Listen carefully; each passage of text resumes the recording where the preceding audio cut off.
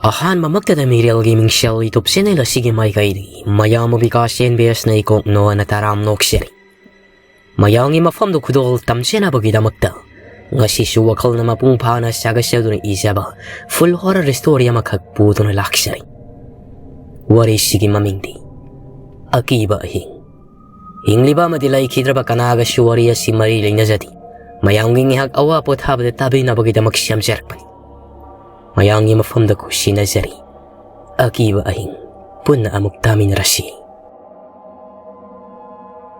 ꯇꯝꯅ, ꯇꯦꯝꯕꯤ, ꯌꯥꯏꯁꯅꯥ ꯃꯈꯣꯏ ꯑꯍꯨꯝꯁꯦ ꯑꯉꯥꯡ ꯑꯣꯏꯔꯤꯉꯩꯗꯒꯤ ꯍꯧꯖꯤꯛ ꯀ꯭ꯂꯥꯁ 10 ꯊꯥꯒꯗꯧꯔꯕꯁꯤ ꯐꯥꯎꯕ ꯊꯥꯗꯣꯛꯅꯗꯅ ꯑꯗꯨꯃꯛ ꯄꯨꯜꯂꯤ꯫ ꯈꯨꯡꯒꯪ ꯑꯃꯠꯇꯗꯒꯤ ꯆꯥꯎꯃꯤꯟꯅꯔꯛꯄ, ꯁ꯭ꯀꯨꯜ ꯑꯃꯠꯇꯗ ꯇꯝꯃꯤꯟꯅꯔꯛꯄ ꯑꯣꯏꯕꯅ ꯑꯃꯨꯛꯀ ꯍꯦꯟꯅ ꯃꯈꯣꯏ ꯑꯍꯨꯝꯁꯦ ꯅꯨꯡꯁꯤꯅꯩ꯫ ꯑꯃꯅ ꯍꯥꯏꯕ ꯋꯥꯗ ꯑꯃꯅ ꯌꯥꯕ, ꯁꯤꯃ ꯇꯧꯁꯤ ꯍꯥꯏꯕꯗ ꯍꯣꯏ ꯉꯥꯛꯇꯅꯤ꯫ ꯏꯟꯈꯠꯂꯛꯄꯒꯤ ꯃꯉꯥꯎ ꯊꯤꯕ ꯃꯇꯝ ꯑꯣꯏꯕꯅ ꯑꯁꯨꯛꯀꯤ ꯃꯇꯤꯛ ꯉꯥꯎꯏ ꯃꯈꯣꯏ ꯑꯍꯨꯝꯁꯤ꯫ ꯑꯗꯨꯕꯨ ꯑꯉꯥꯡ ꯑꯣꯏꯅ ꯉꯥꯎꯖꯔꯤꯕꯅꯤ ꯏꯊꯛ ꯏꯔꯥꯡ ꯇꯧꯗꯅ ꯅꯤꯄꯥꯒꯤ ꯋꯥꯈꯜ ꯃꯈꯣꯏꯒꯤ ꯆꯪꯕ ꯅꯠꯇꯦ꯫ ꯑꯁꯨꯝꯅ ꯁꯨꯝ ꯂꯩꯔꯛꯄꯅ ꯍꯧꯖꯤꯛꯇꯤ ꯃꯈꯣꯏ ꯃꯦꯇ꯭ꯔꯤꯛ ꯊꯥꯒꯗꯧꯔꯦ ꯍꯥꯏꯗꯅ ꯃꯃꯥ ꯃꯄꯥꯅ ꯃꯇꯝ ꯈꯔ ꯏꯝꯐꯥꯜꯗ ꯂꯩꯔꯒ ꯀꯣꯆꯤꯡ ꯇꯧꯅꯕꯅꯤ ꯍꯥꯏꯗꯅ ꯁꯤꯜꯂꯤ꯫ ꯁꯤꯜꯂꯤꯕꯗꯨꯁꯨ ꯃꯈꯣꯏ ꯑꯍꯨꯝꯃꯛꯀꯤꯅꯤ꯫ ꯈꯥꯏꯗꯣꯛꯅꯕ ꯌꯥꯗꯕ ꯑꯣꯏꯕꯅꯤꯅ ꯃꯃꯥ ꯃꯄꯥꯁꯤꯡꯗꯨꯅꯁꯨ ꯈꯪꯅ ꯄꯨꯟꯅ ꯇꯝꯅꯕ ꯁꯤꯜꯂꯤꯕꯅꯤ꯫ ꯇꯝꯅꯥꯒ ꯇꯦꯝꯕꯤꯒꯗꯤ ꯐꯥꯏꯕꯣꯛꯅꯤ꯫ ꯑꯗꯨꯒ ꯌꯥꯏꯁꯅꯥꯅ ꯃꯃꯥ ꯃꯄꯥꯒꯤ ꯃꯊꯟꯗ ꯄꯣꯛꯄ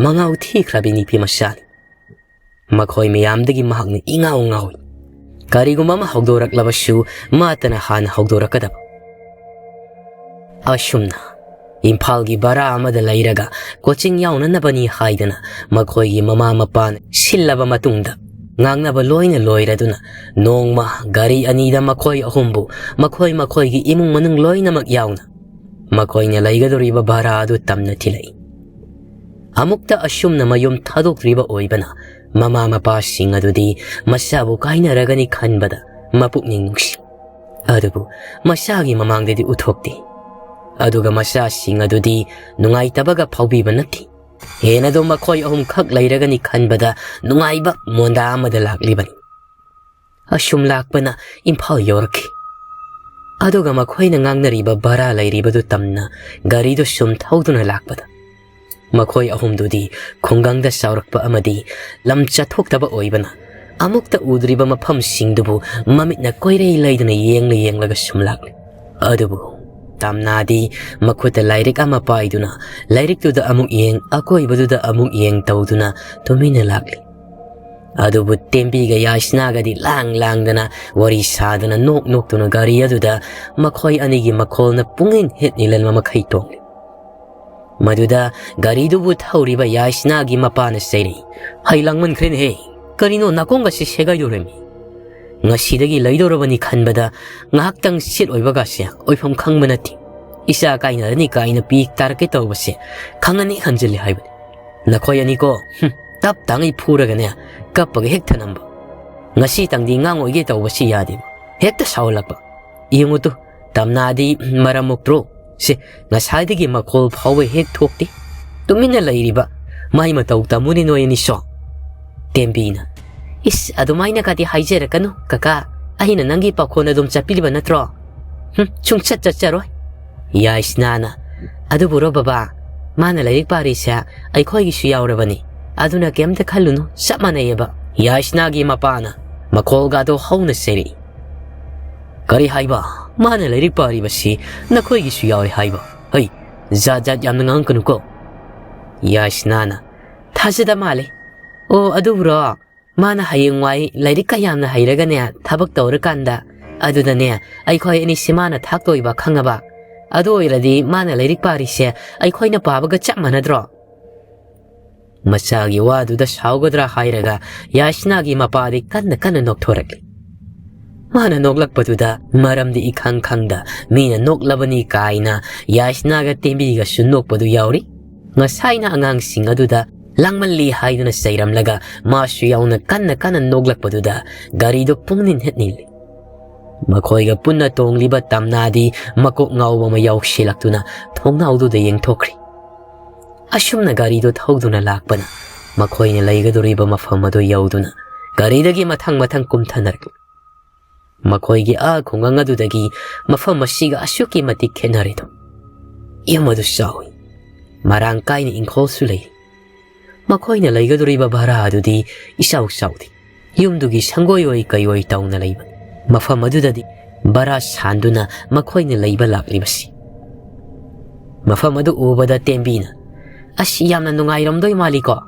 ꯁꯤꯗꯒ ꯂꯥꯏꯔꯤꯛ ꯄꯥꯔꯗꯤꯅꯦ ꯊꯤ ꯐꯥꯗꯧ ꯃꯥꯜꯂꯤꯉꯣ"꯫ ꯌꯥꯏꯁꯅꯥꯅ ꯀꯔꯦꯝꯅꯗꯨꯅ ꯅꯣꯛꯂꯒ "ꯏꯁ, ꯅꯪꯅ ꯂꯥꯏꯔꯤꯛ ꯄꯥꯗꯣꯏꯕ ꯑꯣꯏꯔꯔꯣꯏ ꯏꯕꯦꯝꯃ, ꯑꯣꯏꯔꯣꯏ ꯄꯥꯔꯣꯏꯗꯕꯗ ꯉꯥꯡꯂꯛꯀꯅꯨꯀꯣ"꯫ ꯇꯦꯝꯕꯤꯅ "ꯇꯨꯝꯅꯤꯡꯂꯛꯂꯝꯂꯅꯤꯅꯦ ꯍꯧꯖꯤꯛꯁꯨ, ꯅꯪ ꯇꯨꯝꯕꯩ ꯃꯇꯝ ꯌꯧꯔꯦꯕ"꯫ ꯌꯥꯏꯁꯅꯥꯅ "ꯍꯣꯏ, ꯑꯁꯦꯡꯕ ꯑꯩ ꯇꯨꯝꯅꯤꯡꯉꯛꯏꯕꯣ, ꯐꯃꯨꯡ ꯍꯦꯛ ꯊꯥꯕꯒ ꯑꯩ ꯇꯨꯝꯈ꯭ꯔꯗꯝꯅꯤ"꯫ ꯇꯦꯝꯕꯤꯅ "ꯅꯃꯥꯏꯗꯨꯗ ꯊꯥꯖꯤꯜꯂꯛꯀꯅꯤ, ꯇꯨꯝꯈ꯭ꯔꯅꯤ ꯀꯥꯏꯅ, ꯄꯣꯠ ꯆꯩꯁꯤꯡꯁꯤ ꯀꯅꯥꯅ ꯂꯣꯏꯁꯤꯟꯗꯣꯏꯅꯣ"꯫ ꯑꯁꯨꯝꯅ ꯃꯈꯣꯏ ꯑꯅꯤꯅ ꯑꯃꯅ ꯑꯃꯨꯛ ꯉꯥꯡ ꯑꯃꯅ ꯑꯃꯨꯛ ꯉꯥꯡ ꯇꯧꯗꯨꯅ ꯂꯩꯔꯤꯕꯗꯨ ꯎꯕꯗ ꯇꯝꯅꯥ ꯆꯪꯁꯤꯜꯂꯛꯇꯨꯅ "ꯇꯨꯃꯤꯟꯅ ꯂꯩꯌꯨꯀꯣ ꯅꯣꯏꯕꯥꯅꯤ, ꯇꯨ ꯌꯦꯡꯉꯣ, ꯚꯔꯥꯒꯤ ꯃꯄꯨꯗꯣ ꯊꯣꯔꯛꯑꯦ, ꯃꯃꯥꯍꯣꯏꯒ ꯋꯥꯔꯤ ꯁꯥꯏꯁꯦ, ꯇꯨꯃꯤꯟꯅ ꯂꯩꯌꯨꯕ"꯫ ꯃꯈꯣꯏꯒꯤ ꯑꯍꯜꯁꯤꯡ ꯑꯗꯨꯒ ꯌꯨꯝꯕꯨ ꯑꯗꯨꯒ ꯋꯥꯔꯤ ꯋꯥꯇꯥꯏ ꯁꯥꯟꯅꯔꯕ ꯃꯇꯨꯡꯗ ꯃꯈꯣꯏ ꯑꯍꯨꯝꯅ ꯂꯩꯒꯗꯧꯔꯤꯕ ꯀꯥ ꯑꯗꯨꯗ ꯆꯪꯂꯛꯇꯨꯅ ꯐꯃꯨꯡꯐꯝ ꯐꯖꯅ ꯃꯃꯥꯅ ꯊꯥꯕꯤꯔꯝꯂꯕ ꯃꯇꯨꯡꯗ "ꯏꯟꯊꯤꯖꯅ ꯐꯖꯅ ꯂꯩꯌꯨ, ꯂꯥꯏꯔꯤꯛ ꯀꯟꯅ ꯄꯥꯎ, ꯑꯩꯈꯣꯏꯁꯨ ꯑꯗꯨꯝ ꯂꯥꯛꯀꯦ, ꯇꯨꯏꯁꯟ ꯐꯖꯅ ꯆꯠꯂꯨ" ꯍꯥꯏꯔꯝꯗꯨꯅ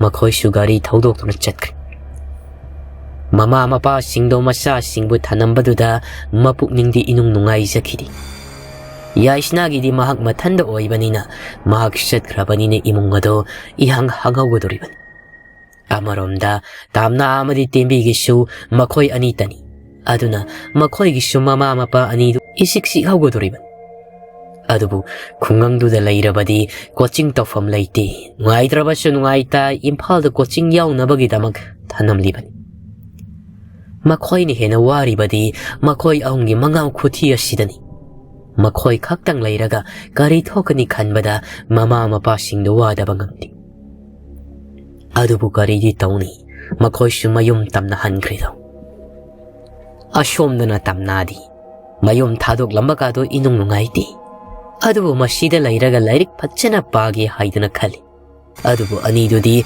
ꯃꯗꯨꯒ ꯆꯪꯕꯤꯕ ꯅꯠꯇꯦ꯫ ꯃꯈꯣꯏꯒꯤ ꯂꯣꯏꯁꯤꯟꯐꯝ ꯊꯣꯛꯄ ꯃꯐꯤ ꯃꯔꯣꯜ ꯈꯔ ꯂꯣꯏꯁꯤꯜꯂꯝꯂꯒ ꯋꯥꯔꯦ ꯍꯥꯏꯗꯨꯅ ꯇꯨꯝꯈ꯭ꯔꯦꯗꯣ꯫ ꯑꯗꯨꯕꯨ ꯇꯝꯅꯥꯅ ꯃꯈꯣꯏꯅ ꯄꯨꯔꯛꯂꯤꯕ ꯂꯥꯏꯔꯤꯛꯁꯤꯡꯗꯣ ꯃꯐꯝ ꯆꯥꯅ ꯆꯥꯅ ꯊꯅꯝꯂꯒ ꯀꯥꯗꯨ ꯐꯖꯅ ꯂꯣꯏꯁꯤꯜꯂꯤ꯫ ꯃꯈꯣꯏ ꯑꯍꯨꯝ ꯂꯩꯕꯗ ꯀꯥꯗꯨ ꯆꯤꯟꯗꯦ, ꯑꯗꯨꯝ ꯃꯔꯥꯡ ꯀꯥꯏꯅ ꯆꯥꯎꯏ꯫ ꯆꯥꯛ ꯊꯣꯡꯐꯝꯁꯨ ꯃꯁꯥ ꯅꯥꯟꯅ ꯂꯩꯔꯤ꯫ ꯂꯣꯏꯁꯤꯟꯕ ꯌꯥꯕ ꯂꯣꯏꯁꯤꯜꯂꯝꯂꯒ ꯃꯄꯥꯜꯗ ꯊꯣꯔꯛꯇꯨꯅ ꯀꯔꯤ ꯀꯔꯤ ꯂꯩꯒꯦ ꯍꯥꯏꯗꯨꯅ ꯀꯣꯏꯌꯦꯡ ꯌꯦꯡꯗꯨꯅ ꯂꯩ꯫ ꯃꯈꯣꯏꯅ ꯂꯩꯔꯤꯕ ꯚꯔꯥ ꯀꯥ ꯑꯁꯤꯒꯤ ꯍꯦꯛ ꯃꯃꯥꯡꯗ ꯌꯨꯝꯕꯨ ꯑꯗꯨꯒꯤ ꯌꯨꯝ ꯑꯗꯨ ꯆꯥꯎꯅ ꯂꯩꯔꯤ꯫ ꯃꯊꯛ ꯃꯈꯥ ꯃꯔꯣꯡ ꯂꯣꯡꯗꯨꯅ ꯌꯨꯝꯗꯨ ꯁꯥꯔꯤ꯫ ꯃꯈꯣꯏꯅ ꯂꯩꯔꯤꯕ ꯀꯥ ꯑꯁꯤ ꯈꯛꯇ ꯑꯣꯏꯕꯒꯨꯝꯅꯁꯨ ꯇꯧꯏ꯫ ꯃꯈꯣꯏꯒꯤ ꯚꯔꯥ ꯑꯁꯤ ꯃꯈꯣꯏꯅ ꯂꯩꯔꯤꯕ ꯀꯥ ꯑꯁꯤꯗꯒꯤꯗꯤ ꯃꯊꯛꯁꯨ ꯁꯥꯗꯦ, ꯑꯗꯨꯕꯨ ꯀꯣꯟꯅ ꯁꯥꯔꯛꯀꯗꯕꯒꯤ ꯃꯑꯣꯡꯗ ꯍꯧꯖꯤꯟꯕ ꯈꯔ ꯑꯃꯁꯨ ꯂꯣꯏꯁꯤꯟꯗꯨꯅ ꯂꯩꯔꯤ꯫ ꯃꯗꯨ ꯎꯕꯗ ꯇꯝꯅꯥꯅ ꯃꯆꯤꯜꯗꯣ ꯁꯣꯜꯂꯛꯏ꯫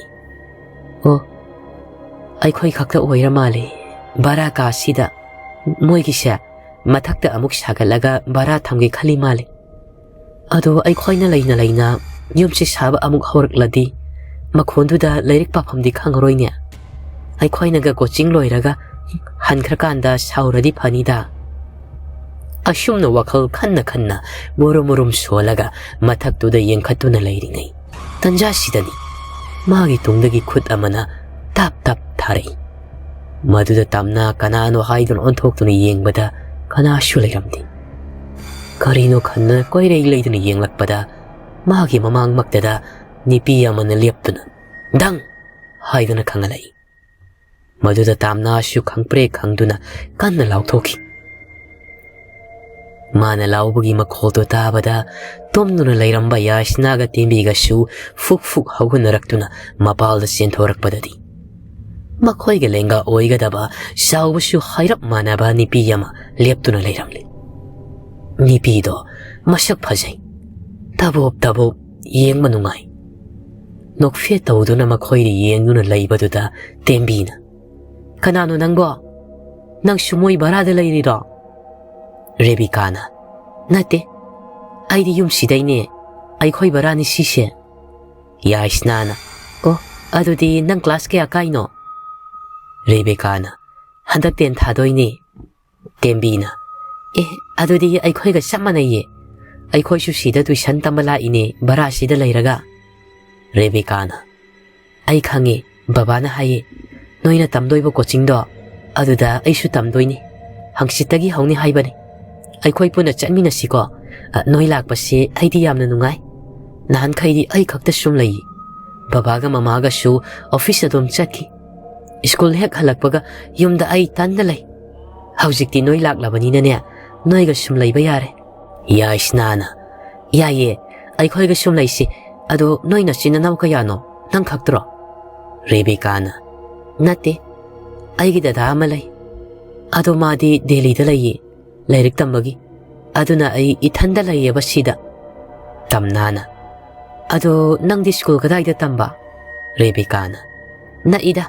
Ay ko'y ko singtaw famdo. Ado gi hek manakta ay ko'y gi school layri. Ay takpigi chatpada. Asum na makoy wari sana tuna layri ngay. Rebecca gi mapa oken thorak tuna. Masaga nga sida lakliba ni pi masa singaduga. Nok tuna wari ga sana tuna layrambaduda. Makoy gi manakta sangsilak laga. Oken hayri. Hayma. Nakoy di saka khangnaram laydana. Pay isa singsidia. Kakagi sida nungay nilay tuko. Awat pa may hek layrakpada. Kakada hayo. Natrasune noy nine da hayo ko. Ano'y laglabanin niya kaya din nungay na siya. Nahan magkay di makakagtalay hori, hay na ay ko'y da office siya kalagpagawakal ibanin niya. Adobo na ko'y laglabanin niya pare. Hausik di ko sing supun na punahik sa mino ko. Okay, ngiwa do da mako'y su sa manana. Hoy kaka, hay da lukum. Tanja do da among Rebecca gi mamagi ta su toglak do na mako'y ga sakang may kang naraba matungda. Nga sino'y sak tungurano ko. Ahan malakpanina ninayin sang ahawba matongbigi. Puna sarasi. Nga si sande oy banina ay ko'y susatokte. Sande hek na taba numisiri niya ay ko'y dumchato eh. Ato na niya, no'y namanabi siga kay no siyam na na sa amin ko. Ko'y gano, nini na so na ko'y asapot adom laybira kanida. Asyum na mako'y ahumbo. Yung do da layri ba, mising na do na asyuki matiklo na tawi. Aduna, numito madi mako'y pun na saksami naraga nungay na laiki. Tasyeng na oke na bara sange kanna na yumasik saki ba nati.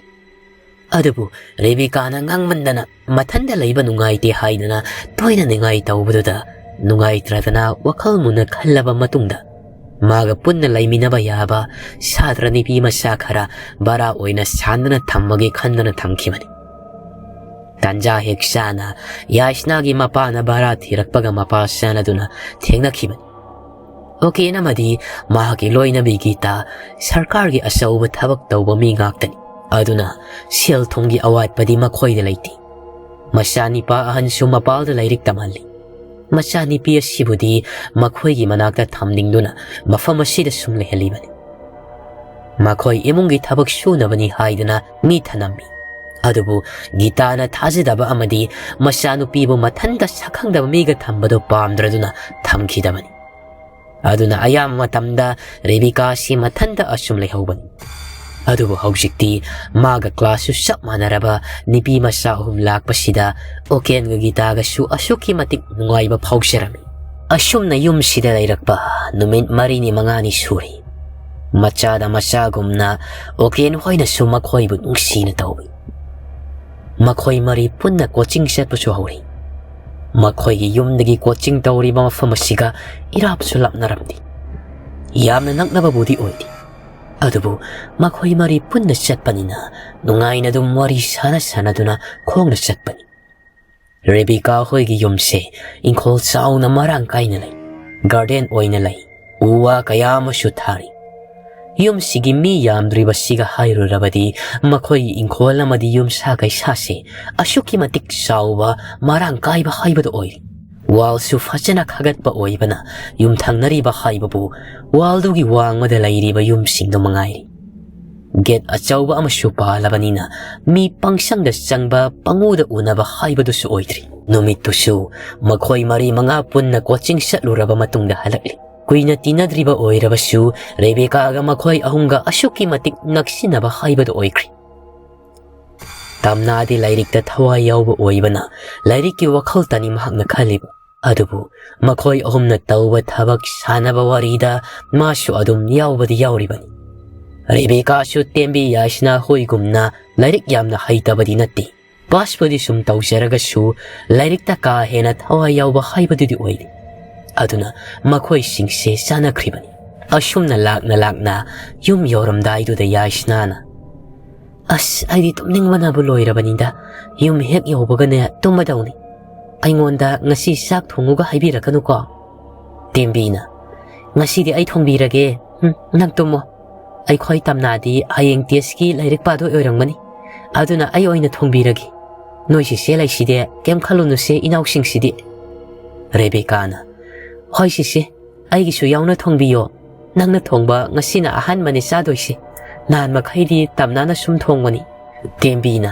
saw ngasidi aina thongbadane amuk kayam hawgidi yeng haina mayum yori makhoi ahumdi makhoi ka du da changkri Rebecca sumayum da changkri ngaktang laibaga adum mashu makhoi ongi manakta lakladong asumna matamdi sum hawkri makhoi masyal nungsinana lang na lairakpana thamuk hawkri do Numidangi matamni Hayeng coaching gi exam lai haidana makhoi mari punna lairik pari khangdaba ama hek yaurakpada tamnada hangi ngasidi karigino khangdi ahumdu su thawai yauna lairik pari tamnana tongalna table da ningthina famlaga pabani aduga makhoi ahum aduna famungda tasinaraga phaisu amamanga tawduna pari bani ngayak adumna paramlaga khara thengsilakpa pung 12 tarakpa adwaida Tembiga yashnaga mapan thokningi haidana thokri ngayak leiraga Rebecca shu thokri adubu makhoina thokriba singdo tamnadi lairikta thawai yauna pariba oibana karisu uhaudri makhoi shu ashum lairik pariboi khali adumna kaduda mahak mathanda lairinge tanjaduda yumdugi mathakta nungumba akuppa laingoigumba makup khara joy sairi tamna shu makhola do tai adubu mahakari shu khandana adum lairik tu paduna lai adubu ngayaki matungda amuk shu joy launa sairi handakti tamna na wakhalda karino khandana lairingai mahakna lairik pariba table thariba dongi faklangduda nungumba amana khoro khotpagi makhol su targli handakti tamna masadu kiba fawraktuna family ba siardudagi fuk hawgatuna lepli hairaga mamai lai thoraktabi makhutna khatuna hairi noitadro faklangda kainom kholise tadro ba matakta su kaino joy launa saire ise adumna mahakna hairinge matamduda kadugi thongdo mapanagi gam launa thingzin khraga bona thajinkri mataududa tamnadi masha swai laukhiduna thonglomda fat yengthorai aduga makhoi omna ngasai lairik pahawba famungaduda amuk yenglakpada makhoi singdi kanamta lairamdri ma khakta kaduda lai haibado he khanglakpada masadu hena kiba helaktuna masilda tapna kawrai Tembi yashna Rebecca noi kai leige haidana makoldo khara kalap tongna hanjin kawi adabu kanamtana pakhum pirakti tamna hausikti masadu hena pakhalakladuna khara kanna amu makoi ahumbu kawba horakpa adwaida kadugi thongdo kanagumba amana thilakpa khakta sunati kanagumba amana shu amuk thongduda khusina khoro kholi aduga faklangduda su dok haidana shurakli makhol singaduda tamnadi masadu hena kiba pakatpa helaktuna manakong menchilaga ima haidana kanna laurai mana adumna kanna laubadudadi taramliba makhol singadu chaplepri aduga kanagumba khara grong senki Mana laubugi makhol tabaduda okenga gitaga shu thongdo hangduna chensilai aduga manakong menchenduna makhada famduna lairamniba tamnabu masha nomduna gitana kaidawri tamna nangna kana lauribadia kaidawragi nangbo kadaino moi ahumde kai satkre che ne kaidawragi hayune tamna shu tapni yengkhalaklaga mana takhriba makhol singado gitada loina maktami hairibadu tabada oken ga gitagadi pongak ngakpa haibadu oiri makhoi ani amana amada yengnaduna garino hairiba sibo haiduna khanduna lairingai makhoi ohumdo nok noktuna amana amada innaduna changai makhoina adumna nok noktuna changlakpadu ubada tamnadi singnaduna makhoida sauna mamit paini yengai mana adumna saubadu ubada makhoi ohumdi hena tamnada makhut thintuna sithaduna nokli oken su tanja sadana thenglaba matam asida asukkanna makhoina nokliba sibu karigino haidana hangai hai kaino noina adukkanna no ibuduba ha sanga ibuduna kadaida chatluribano ha asuk thenglaba sida tamnana mathanda ka sida thanamlaga mana kana lauribado noidi tadrubo kai leruge noibo yashnana kupaga kuraga noktuna ai khoiro kaka bucharoine rebika su noktuna is aidi nahan makhaiga khangdi tamna sidi yamna kigalina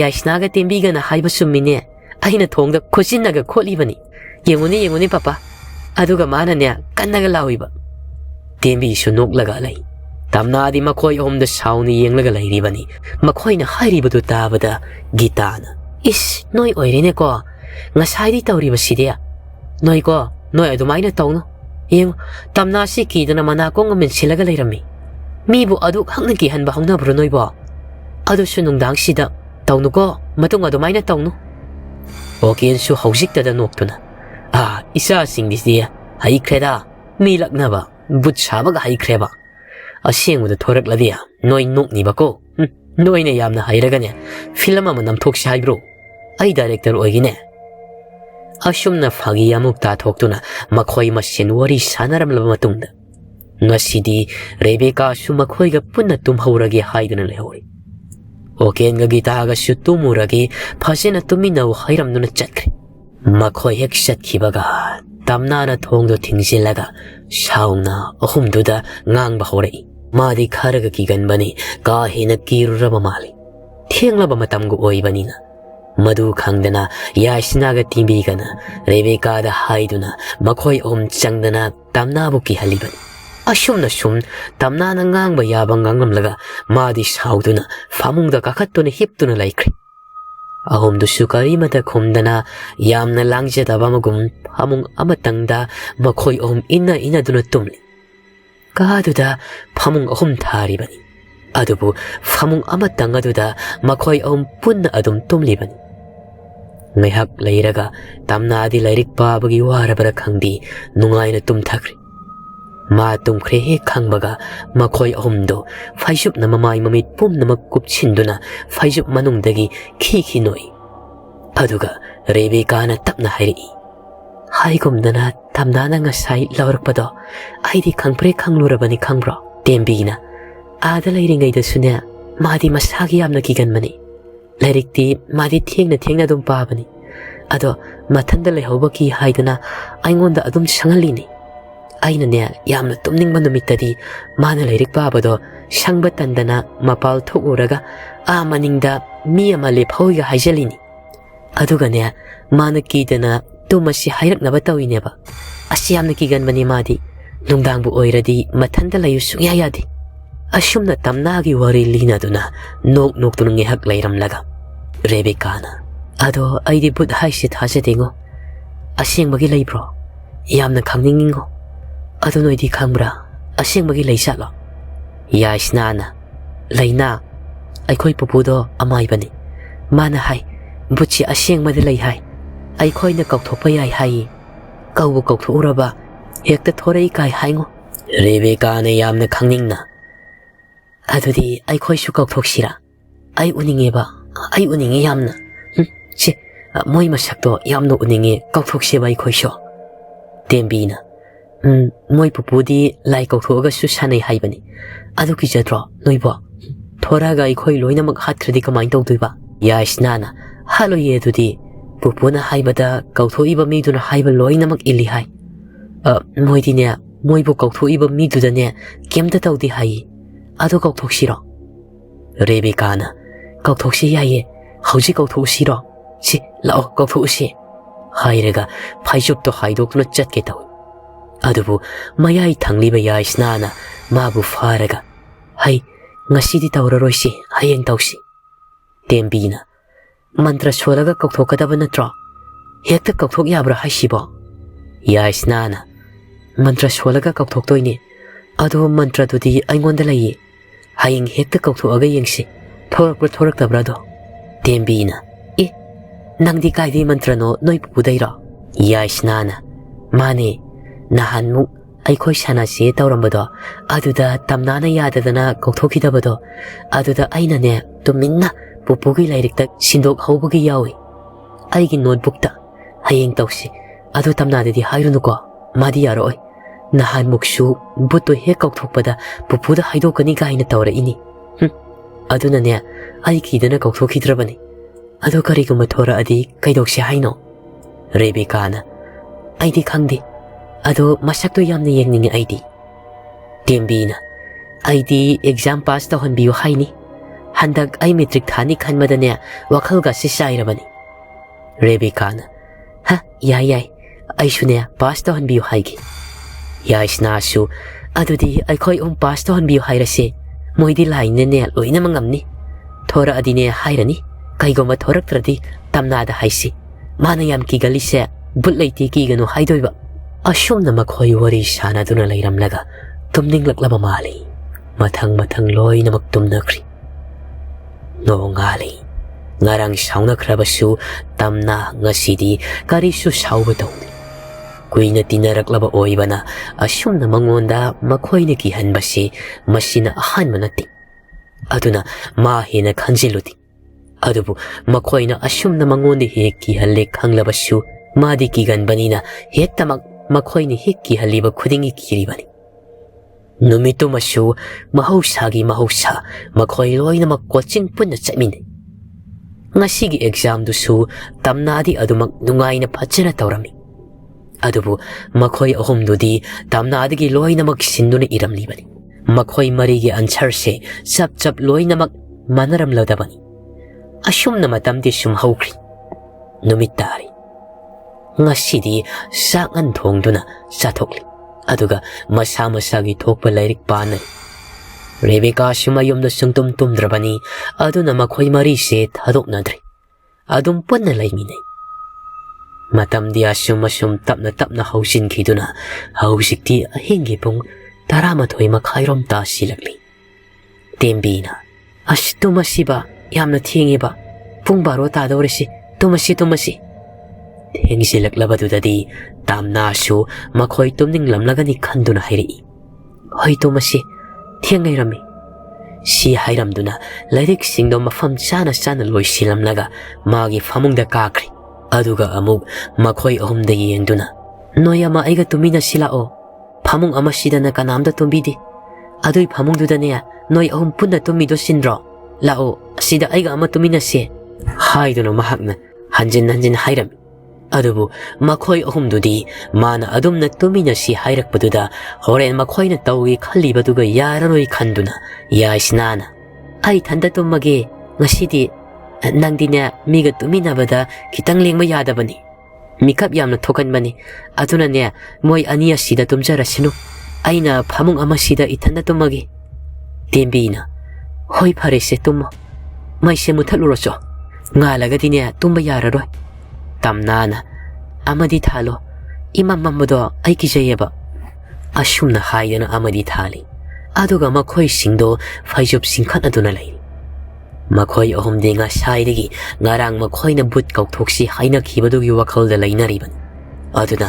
ꯇꯝꯅꯥ ꯇꯨꯝꯈꯤꯕ ꯉꯥꯏꯔꯤꯕꯅꯤ ꯑꯁꯨꯝꯅ ꯉꯥꯏꯍꯥꯛ ꯂꯩꯔꯒ ꯇꯝꯅꯥꯗꯤ ꯇꯨꯝꯈ꯭ꯔꯤ ꯃꯥꯒꯤ ꯃꯑꯣꯡꯁꯤ ꯇꯨꯝꯕ ꯊꯨꯕ ꯃꯤꯀꯞ ꯊꯣꯛꯂꯛꯄ ꯊꯨꯕ ꯍꯥꯏꯕꯗꯨꯅꯤ ꯑꯁꯨꯝꯅ ꯃꯍꯥꯛ ꯇꯨꯝꯈ꯭ꯔꯦ ꯍꯦꯛ ꯈꯪꯕꯒ ꯇꯦꯝꯕꯤꯅ ꯇꯞꯅ ꯍꯧꯒꯠꯇꯨꯅ ꯇꯝꯅꯥꯒꯤ ꯃꯅꯥꯛꯇ ꯂꯥꯛꯇꯨꯅ ꯇꯁꯦꯡꯅ ꯇꯨꯝꯈ꯭ꯔꯕ꯭ꯔꯥ ꯍꯥꯏꯗꯅ ꯌꯦꯡꯂꯕ ꯃꯇꯨꯡꯗ ꯇꯨꯝꯈ꯭ꯔꯦ ꯍꯥꯏꯕꯗꯨ ꯍꯦꯛ ꯈꯪꯕꯒ ꯃꯥꯒꯤ ꯃꯈꯨꯠꯅ ꯃꯈꯣꯏ ꯑꯅꯤꯗ ꯂꯥꯛꯑꯣ ꯍꯥꯏꯕꯒꯨꯝ ꯏꯪꯒꯤꯠ ꯇꯧꯔꯝꯗꯨꯅ ꯊꯣꯡꯗꯨ ꯇꯞꯅ ꯍꯥꯡꯗꯨꯅ ꯃꯔꯤ ꯊꯣꯛꯈ꯭ꯔꯦ ꯃꯄꯥꯜꯗ ꯍꯦꯛ ꯊꯣꯛꯈꯤꯕꯒ ꯔꯦꯕꯦꯀꯥꯅ ꯇꯣꯔꯆ ꯑꯃ ꯊꯥꯜꯂꯛꯏ ꯉꯁꯥꯏ ꯃꯍꯥꯛꯅ ꯃꯌꯨꯝꯗꯒꯤ ꯄꯨꯊꯣꯔꯛꯂꯤꯕꯅꯤ ꯌꯨꯝꯗꯨꯒꯤ ꯑꯀꯣꯏꯕꯗꯨ ꯄꯨꯡꯉꯥꯟ ꯍꯦꯛ ꯉꯥꯜꯂꯤ ꯀꯔꯤꯁꯨ ꯃꯝꯕꯗꯤ ꯅꯠꯇꯦ ꯑꯗꯨꯕꯨ ꯃꯈꯣꯏꯅ ꯇꯧꯒꯗꯧꯔꯤꯕ ꯃꯐꯝ ꯑꯁꯤꯗꯤ ꯌꯨꯝꯗꯨꯒꯤ ꯈ꯭ꯋꯥꯏ ꯀꯥꯆꯤꯟ ꯍꯥꯏꯕꯗꯣ ꯎ ꯋꯥ ꯂꯐꯨꯒꯨꯝꯕ ꯈꯔ ꯍꯧꯕ ꯎ ꯋꯥ ꯍꯧꯕ ꯃꯐꯝ ꯑꯃꯗꯅꯤ ꯑꯗꯨꯅ ꯃꯐꯝ ꯖꯒꯥ ꯑꯗꯨꯗꯤ ꯈꯔ ꯑꯗꯨꯃꯛ ꯃꯝꯃꯤ ꯑꯁꯨꯝꯅ ꯃꯈꯣꯏ ꯑꯍꯨꯝꯗꯨ ꯇꯞꯅ ꯇꯞꯅ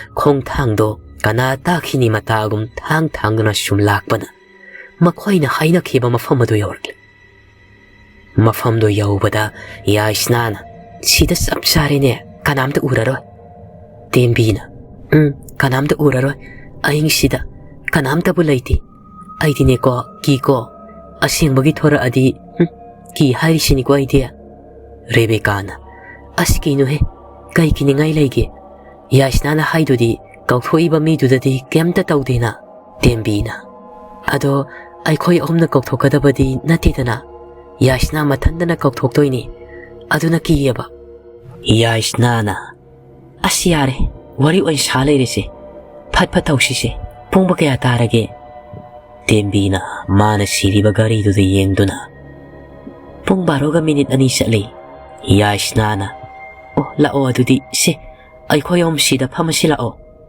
ꯍꯥꯏꯗꯨꯅ ꯃꯈꯣꯏ ꯑꯍꯨꯝꯗꯣ ꯀꯣꯏꯔꯤ ꯀꯣꯏꯅ ꯐꯝꯂꯤ ꯑꯗꯨꯒ ꯌꯥꯏꯁꯅꯥꯅ ꯃꯥꯒꯤ ꯐꯨꯔꯤꯠ ꯈꯥꯎꯗꯒꯤ ꯆꯦ ꯑꯃ ꯄꯨꯊꯣꯔꯛꯏ ꯆꯦꯗꯨꯗ ꯁꯥꯡꯂꯕ ꯂꯥꯏꯔꯣꯜ ꯏꯔꯤ ꯅꯥꯀꯜ ꯑꯃꯗꯅ ꯂꯥꯏꯗꯣ ꯀꯧꯊꯣꯛꯄꯒꯤ ꯑꯃꯗꯅ ꯂꯥꯏꯗꯣ ꯂꯣꯏꯁꯤꯟꯕꯒꯤꯅꯤ ꯑꯁꯨꯝꯅ ꯌꯥꯏꯁꯅꯥꯅ ꯂꯥꯏꯔꯣꯜꯗꯣ ꯇꯞꯅ ꯇꯞꯅ ꯐꯖꯅ ꯁꯣꯟꯕ ꯍꯧꯔꯛꯏ ꯃꯐꯝ ꯑꯗꯨꯋꯥꯏꯗꯣ ꯑꯍꯤꯡꯒꯤ ꯃꯇꯝ ꯑꯣꯏꯕꯅ ꯏꯁꯤꯛ ꯆꯤꯛꯂꯤ ꯑꯗꯨꯅ ꯀꯅꯥꯝꯇꯒꯤ ꯃꯈꯣꯜ ꯃꯋꯥ ꯇꯥꯕ ꯅꯠꯇꯕꯅ ꯌꯥꯏꯁꯅꯥꯅ ꯁꯣꯜꯂꯤꯕ ꯂꯥꯏꯔꯣꯜꯗꯣ ꯃꯣꯔꯣꯝ ꯃꯌꯦꯛ ꯁꯦꯡꯅ ꯇꯥꯔꯤ ꯑꯗꯨꯕꯨ ꯂꯥꯏꯔꯣꯜꯗꯣ ꯁꯣꯟꯕ ꯂꯣꯏꯔꯕꯗꯨ ꯐꯥꯎꯕ ꯀꯅꯥꯝꯇ ꯊꯣꯛꯂꯛꯇꯦ ꯆꯦꯛꯃꯨꯛ ꯐꯥꯎꯕ ꯂꯧꯔꯛꯇꯦ ꯃꯇꯧꯗꯨꯗ ꯌꯥꯏꯁꯅꯥꯅ ꯏꯪꯉꯉꯛꯅ ꯀꯔꯤꯅꯣ ꯈꯟꯗꯅ ꯃꯍꯥꯛꯅ ꯉꯁꯥꯏꯗꯒꯤ ꯁꯣꯜꯂꯤꯕ ꯂꯥꯏꯔꯣꯜ ꯑꯗꯨꯗ ꯌꯦꯡꯂꯛꯄꯗꯗꯤ ꯂꯥꯏꯔꯣꯜ ꯑꯗꯨꯗꯤ ꯂꯥꯏ ꯂꯣꯏꯁꯤꯟꯕꯗ ꯁꯣꯟꯒꯗꯕ ꯂꯥꯏꯔꯣꯜꯗꯣ ꯑꯣꯏꯔꯝꯂꯤ ꯃꯗꯨ ꯎꯕꯗ ꯃꯀꯣꯛꯇꯣ ꯐꯠ ꯊꯥꯖꯤꯜꯂꯒ ꯑꯁ ꯑꯩꯗꯤꯀꯣ ꯊꯣꯛꯂꯛꯑꯗꯕꯣꯏ ꯈꯜꯂꯨꯔꯤ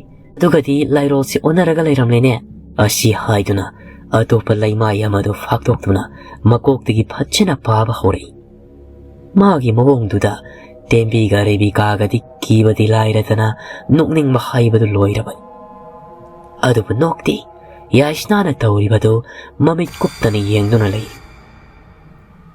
ꯍꯟꯗꯛꯇꯤ ꯌꯥꯏꯁꯅꯥꯅ ꯂꯥꯏꯔꯣꯜꯗꯣ ꯁꯣꯟꯕ ꯂꯣꯏꯔꯛꯄꯗ ꯃꯐꯝ ꯑꯗꯨꯋꯥꯏꯗꯣ ꯇꯌꯤꯡ ꯂꯥꯎꯔꯝꯕꯗꯨ ꯐꯈꯤꯗꯨꯅ ꯑꯁꯥꯕ ꯅꯨꯡꯁꯤꯠ ꯑꯣꯏꯅ ꯁꯤꯠꯄ ꯍꯧꯔꯛꯂꯤ ꯑꯗꯨꯒ ꯂꯩꯔꯤꯕ ꯍꯧꯔꯤ ꯄꯥꯜꯂꯤꯕ ꯎ ꯋꯥꯁꯤꯡ ꯑꯗꯨ ꯐꯦꯔꯦ ꯐꯦꯔꯦ ꯍꯥꯏꯕꯒꯤ ꯃꯈꯣꯜꯁꯨ ꯇꯥꯕ ꯍꯧꯔꯛꯂꯤ ꯃꯇꯧꯁꯤꯡ ꯑꯗꯨꯗ ꯌꯥꯏꯁꯅꯥꯅ ꯍꯩꯃꯥ ꯊꯣꯛꯂꯛꯗꯣꯏ ꯃꯥꯜꯂꯤ ꯅꯣꯏ ꯀꯅꯥꯝꯇ ꯆꯦꯟꯈꯤꯕ ꯌꯥꯔꯣꯏꯀꯣ ꯑꯗꯨꯝ ꯂꯩꯌꯨ ꯍꯥꯏꯗꯅ ꯃꯈꯣꯏ ꯑꯍꯨꯝꯗꯣ ꯃꯥꯏꯀꯩ ꯁꯤꯟꯕ ꯊꯨꯡꯅ ꯊꯣꯛꯂꯛꯑꯒꯗ꯭ꯔꯥ ꯍꯥꯏꯗꯅ ꯀꯣꯌꯦꯡ ꯌꯦꯡꯗꯨꯅ ꯊꯤꯔꯤ ꯑꯗꯨꯕꯨ ꯀꯔꯤꯁꯨ ꯂꯩꯕ ꯊꯣꯛꯂꯛꯄꯗꯤ ꯎꯗꯦ ꯑꯗꯨꯕꯨ ꯇꯦꯝꯕꯤꯅ ꯎ ꯋꯥꯁꯤꯡꯅ ꯂꯦꯡꯕꯒꯤ ꯃꯈꯣꯜꯗꯨ ꯁꯨꯝ ꯇꯥꯕꯗꯨꯗ ꯃꯊꯛꯇ ꯌꯦꯡꯈꯠꯂꯨꯕꯗ ꯃꯅꯥꯁꯤꯡ ꯑꯗꯨ ꯂꯦꯡꯕꯒꯤ ꯐꯦꯔꯦ ꯐꯦꯔꯦ ꯂꯥꯎꯕ ꯃꯈꯣꯜꯗꯤ ꯇꯥꯔꯒ ꯎ ꯋꯥꯁꯤꯡꯒꯤ ꯃꯅꯥ ꯑꯗꯨꯗꯤ ꯆꯞ ꯇꯤꯡꯅ ꯀꯔꯤꯁꯨ ꯂꯦꯡꯕ ꯍꯥꯏꯕ ꯇꯧꯗꯅ ꯃꯁꯤ ꯂꯦꯡꯗꯨꯅ ꯂꯩꯔꯝꯕꯗꯨꯗ ꯏꯉꯉꯛꯅ ꯇꯦꯝꯕꯤꯅ ꯃꯈꯣꯏ ꯑꯅꯤꯗ ꯃꯊꯛꯇ ꯌꯦꯡꯉꯨ ꯍꯥꯏꯗꯨꯅ ꯌꯦꯡꯍꯜꯂꯤ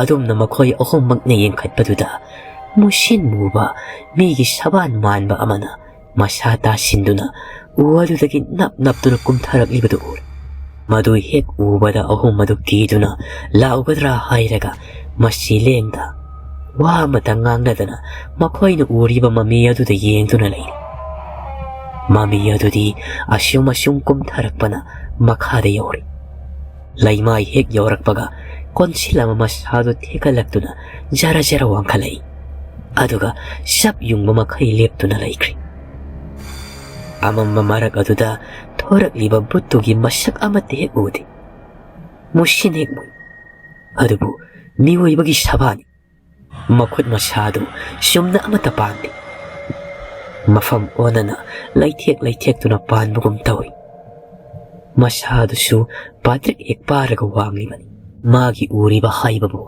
ꯃꯃꯤꯠ ꯑꯗꯨ ꯈꯛꯇꯃꯛ ꯃꯉꯥꯏꯔꯦ ꯉꯧꯔꯤꯕ ꯃꯉꯛꯀꯥꯗꯣ ꯐꯦꯔꯦ ꯍꯥꯏꯗꯨꯅ ꯅꯣꯝꯗꯨꯅ ꯃꯈꯣꯏ ꯑꯍꯨꯝꯒꯤ ꯃꯅꯥꯛ ꯇꯝꯅ ꯆꯪꯁꯤꯜꯂꯛꯂꯤ ꯑꯗꯨꯒ ꯃꯈꯣꯏꯒꯤ ꯍꯦꯛ ꯃꯃꯥꯡꯗ ꯒꯤꯠ ꯐꯝꯊꯈꯤ Ngasay makay phajana urudrabasu hausik makhoygi hek mamangda leirabasida phajana uri. Shaktam adu ubada tembi di kituna lauge tawi. Adubu Yaisnana machil adu minchili. Rebecca shu shaktam adu ubadadi masadu kibana loyabani. Adubu tuminna kangshinduna leiribani. Yaisna shu sapmanay. Adubu mapuna haikiba but haiba siri ay khoyna kiriba makay. Makhoyna hensilakadoribani haikiba wadu ningsinglakduna kidaba saduna hairi. Nang kanano? Ay khoyna kauthokpa butura. But aduna. Mani, kari pami hayo. Magi makhondo ngangduna aki ba khonjel da hairakpani. Nipagi makhola, nipigi makhola haiba shukhangdi. Magi makhola duda Yaisnadi wa ngamdri. Kisaba na masyado nikpa hori. Magi maong duda makhoygi mamang da layriba but aduna mamaydo non taduna layrambadagi fat yang kalai. Aduga Yaisnada sagadaba makay munna yang nuna laykri. Adum na tawrak patudadi kibado hen kredo Yaisnadi wa ngangbaga ngamkidri. Nikto na laykri. Magi mataw duda Rebecca na. Noy di layni na loy na makngambani. Aduna ay khoybo exam pass ta holo. Rebecca na wa nganglakpatuda but ado Yaisnada yang ngambadagi Rebecca da among fat on silakto ni yengay. Aduga akiba hangna kang nokto na hari. Kari haiba. Ako'y na ay bubusitatuna. Hiyang lang matamasida. Mafamasida. Kari sulay traman ako'y kumana ay bukupuliba. Kamoy rado. Ngay nga sidi ay naliyam na taro'y loy na makhatkali. Haidana kan na laudo na pamlambadagi paiboy kaiboy tawdo na hawgalagli. Adum na tawrak patudadi makhoy ohomdo kiba hen kiduna kan na laudo na fuk hawgot na chen bahore. Adum na makhoy na adok kan na lauri bado kana na syutada bago. Oken gita amadi tamna makhoy amata hawgalagdi. Siyek mok fawalaudi. Matawa siyum na laudo na siyalaglaga tamna tumahawa ka tamna chen silakdo na siyang gihek tawrak pada. Manung yaudri ngay makhoy ohombu makhong pahid na soro lagwa makay singkri. Aduga makhoy na lai kaukruk lamang mafumatu da tambi. Adum ni hit hadokpaga amuk shulaw kong nuna hawalaglaga siyang gitaw. Adubu handakti makhoy gi mamang magdada butto liyap na layramli. Akiba syaktam do hawsikti hena kiri. Asaw bagi mami adosyo imong ngangli. Aduga saw na mayaka tokto na kan na lauray. Aduga makira ba syaktam do uwada makhoy ohomdo kangwang amda kimando na ama konsin na do na kapto na layri. Kan na lawa silekti. Makhoy siraga ni haibagi wakalda kapo do liyapkiti. Asyum na but aduna makhoy gi akoy bada pahay do na layri. Aduga kan na nokli. Adubu Yaisnana karigo mamaning singlakto na mana makut na siya na pahito na layriba mantra iriba siyedo buto da kanglang lang sili. Siyedo na hikpaan maga buto ikang kangog na mafamdo dagi kang mangki. Mana adom ni hik mangki baga makhoy omdo haw narubutaw da tiyan silay. Da siyang na makhoy kiman kito na hawsik ti law of hawang amdraban. Aduna kaado da tiyan silaglaga tongdo gamlaw na lon sili. Famung aduda songkat na makhoy masyal konsin na duna tak niknalay. Asyum nang ihag layra pa matungda Yaisnada tamnada yingay. Aduga tap na hayri. As, tamna siya. Ngasay digi ay koy na lawado kiem tatada ba salo. Adum tumine. Tiembi na. Kangdi, ay di kiba na loyri. Isa siya. Ado mahag hagulag na babay. Mga nagakangam madi loyri. Ngasay na wanta krani. Ay nabukara kiganda bagi wanta da bagi wani. Adum na mahak na hayrak paduda Rebecca na. Ay suni, kidi kibidi. Ado mana hat kini hayrak paduda di kihi. Ay koy bukong kasi payraga koy sing-singimi. Yaisnana. As amok toglak di kamay taw niya. Tiembi na. Toglak aroy he. Mangkra dudi. Ado nang namangunda tongkrido kay nano. Yaisnana. Mahalam kiroy. Amok lakini. Ay koy na mahakhan kinaba layrol sontri. Rebecca ipapakat na. Hawsik solo adudi. Si Thuna amukta soloba, amuk thola aniba. Yaisnana, asiyararoi. Aina thomido mantra iba siedunani. Nahanmuk ipuna haiki. Makhoibu kauthok matungda loisinbagi mantra do sondrabasu mantra iba si adu fauba makhoinu uba thengma ngamdi hai. Yamna kanba mantra ni haibani. Adunani mahak satkribado. Ado phajana di solaudabanina amuk lakini. Kamai tawduinoba aidi kibana loiri. Mai masakto yamna thidra. Rebekana siengna yamna thiye. Asumna makhoina kina wari sanaduna nongalakpa ngairingai asomdana Okienga gitagana tumliba kaduda kanagumba ama changlakpagi makhol tai. Tarakliba khongthangi makhol aduda Okien mikap thoglakduna kanano haidini ngai. Adubu magi nupidi manakta tumduna leirambaduda kanabu oiribano khandana haugattuna yenglakpada kanashu leiba udi. Adubu mi ama changlakpagi khongthangi makhol adudi adumaktari. Atopa kada masanupi changlakpa oiba chatla khanduna Rebecca isa tombi haidana kauri. Adubu khomlakti. Tanjaduda mana kaubagi makholdo tabada Gita sumikap thoglakduna haugalai. Adubu mana hek haugalakpaga makhoi kaduda lairiba asangba achauba mingsialduda musuk muba migi saban manba makut masa isang mamiya mataribada uri. Madu hek ubada Gitadi masado swai laukiduna wangangba fawba ngamda maginipa Okienda masanomduna yengu haiduna mingsialduda makutil. Adubu Okiene hek mamai laithokduna yengi tawbadadi leblam liba sabando leiramdri. Matawduda Gitadi kibaga ngakpaga punduna masado swai lauri. Adubu Okienadi mamit mang uhawba nattabana karisu hena kibadi phawdi. Aduna tummasi haiduna amuk hipthaba hawi. Adubu Gitana Okienda mahagna hausi ukribado tamgi haidana mamai laisilakpada. Makhoina tumliba famung adugi khaliba kangkhal mathak aduda kiraba saktamdo paiduna makhoida mamit laukthoktuna momon noklaga yengduna leiramli. Handakti Okien uraduna makhoi animak amuktada kanna lauri. Gitadi amuktang kanna lauramlaga masado padrak takri wantakri. Okien kanna lauduna mapalda senthok hinabataw. Adubu Gita lehaubaduda amuk silakduna phamung aduda kage tawbada. Kiraba saktam madu magi mamang magdada fan chongtharai. Aduga sap yung mamakai leptuna laikri. Tauriba matawduda Okien masado tawfam khangda makhada famthaduna Gitabu kanna kawi. Adumna kawbaduda Gita wakhal tarakpagum masado lengduna haugalai. Aduga Okien bu kori. Adubu Okien di kiraba saktam maduna sapu kanna mingsel lairiba adom dalangsil. Adubu Okien di kiraba saktam maduna sapu kanna mingsel lairiba adom dalangsil. Mingsel do pungkai kaili. Okien do yamna wana masadagi itaraduna tapna haugalai. Aduga Gitagi manaktamna sensili. Adubu Gitabu amuk kiraba saktam maduna phamungdagi singthaduna mapanda soro singduna pukri. Matawduda Okien masa pumba sukduna narabasu nana kanna lauduna tanarai.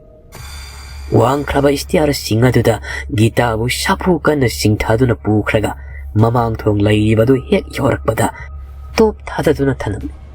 Aduga saktam madu mangkri. Okien prap chansilaklaga Gitabu kawi. Adubu Gitadi wakhal mangdrabasu wangang mangamkidri. Mapitana kaptunalai. Matawduda Okien tawfam khangdalai.